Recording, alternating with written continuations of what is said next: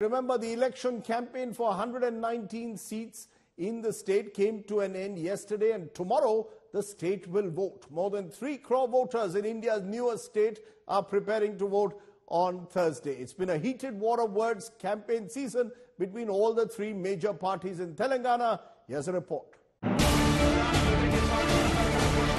The high decibel, hectic campaigning is over.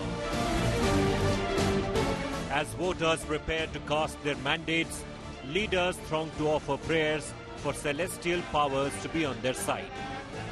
All 119 seats of Telangana are gearing up for 30th November voting. The election campaign reached a fever pitch around the last day for nomination filing on 13th November. BJP कभी सच नहीं बोलती और उनके भाई KCR भी कभी सच नहीं बोलते। मोदी ने कहा, क्या कहा कि मुझे वोट दो, मुझे सरकार में लाओ, हर एक को 15-15 लाख दे तुम बोले। दिए 15 लाख? नहीं दिए। तो वो झूठ बोल रहे हैं क्या आप लोग लेके झूठ बोल रहे हैं? वो झूठ बोल रहा है। भाई उसने ये कहा कि 2 करोड़ नौकरियां युवकों को पूरे हिंदुस्तान में दूंगा बोले। तेलंगाना में मिला 2 करोड़ नौकरियों में से कुछ नहीं मिला। अरे तो वो दिया बोल के बोलता है, तुम नहीं बोलते, ये कैसा? मैं समझता हूं खास करके पूरे नौकरियां KCR के पास गए होंगे। A battle of words raged throughout the next 2 weeks. BJP leader and Nizamabad MP Arvind Dharmapuri stoked the controversy, saying that his party would give monetary rewards if Telangana Chief Minister K. Chandrasekhar Rao and his son K.T. Ramarao die. అందుకనే అన్న Nizamabad BJP manifesto KCR చచ్చిపోతే 5 లక్షలు ఇస్తాం.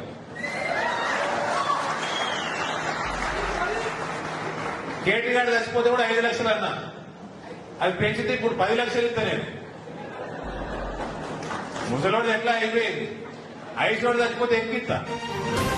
Closer to the end of the campaign, Election Commission served a notice to Telangana Chief Minister K. Chandrasekhar Rao for his comments on the Congress at a public meeting in Banswara on October 30th. 10 సంవత్సరాలలో ఎన్నో ఎన్నికలు జరిగినాయి. ఎన్నడూ మనం హింసకు దిగలే.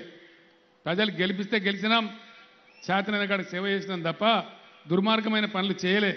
కానీ మా సహనాన్ని పరీక్షిస్తే ఇలా దుబ్బాక అభ్యర్థి మీద జరిగిన దాడి దుబ్బాక అభ్యర్థి ప్రభాకర్ రెడ్డి మీద కాదు, KCR మీద దాడి జరిగిందని చెప్పి నేను మనవి చేస్తా ఉన్నా. ఈ దాడులు కనుక ఇచ్చే ఆపకపోతే, సెల్ఫ్ కంట్రోల్ చేసుకోకపోతే మాకు కూడా దమ్మున్నది, మేము కూడా అదే పనికి ఎత్తుకుంటే మీరు ఎక్కడ మిగిలరు, దుమ్ము కూడా మిగిలరని చెప్పి నేను మనవి చేస్తా ఉన్నా. KCR said this in reference to the knife attack on BRS MP K. Prabhakar Reddy.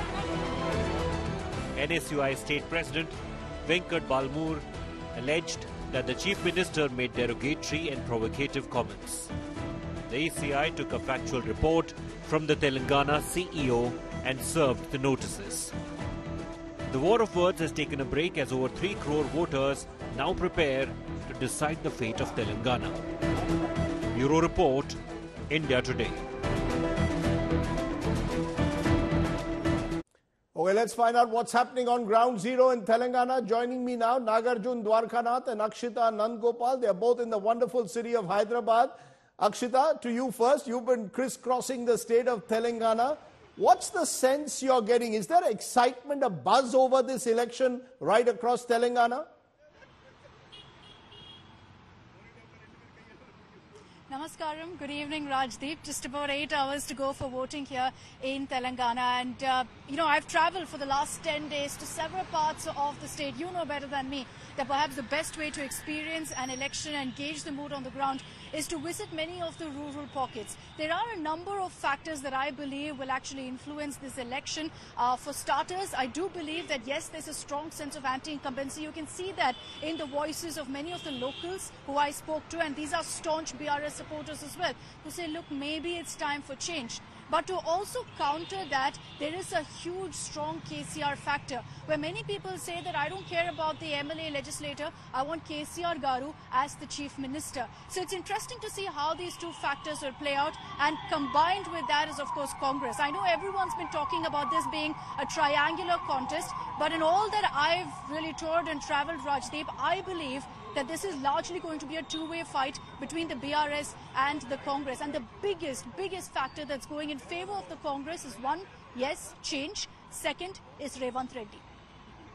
Revanth Reddy, Nagarjun Dwarkanath, you spent quite a lot of time with him. What's the buzz in the Congress camp? Tell us what's the buzz in both the camps, the BRS camp and the Congress camp ahead of big day tomorrow.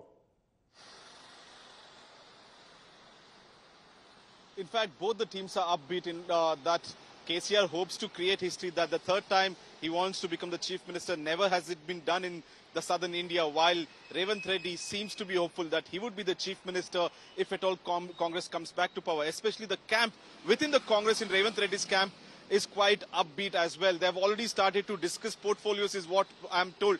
Like Congress seems to be a bit of overconfidence here, but still you never know that what happens come tomorrow. So people of Telangana also are upbeat, because we have seen huge crowds in all the rallies that we have seen, BRS, BJP and the Congress party, which shows the sign that people want to come out and vote tomorrow and exercise their power. A message to the Telangana people that Repu Elli vote cheyandi. You know, it's very interesting that this is a state, remember, just 10 years old, but a lot of excitement, buzz about elections at the moment. Some would say the maths is still with KCR. He won by a huge margin, remember, in 2018. The momentum may be with the Congress, and then of course there's the BJP, which will hope at least to get a slice of the anti-incumbency vote. So Telangana promises to be a very exciting election, and Nagarjun and Akshita and our entire team will be there right from 7 a.m. in the morning, tracking every moment. Have a good night. Have a nice biryani or halim or whatever else they give you in Hyderabad this evening, and then be up and early. Akshita, Nagarjun, appreciate you joining us here on Elections Unlocked.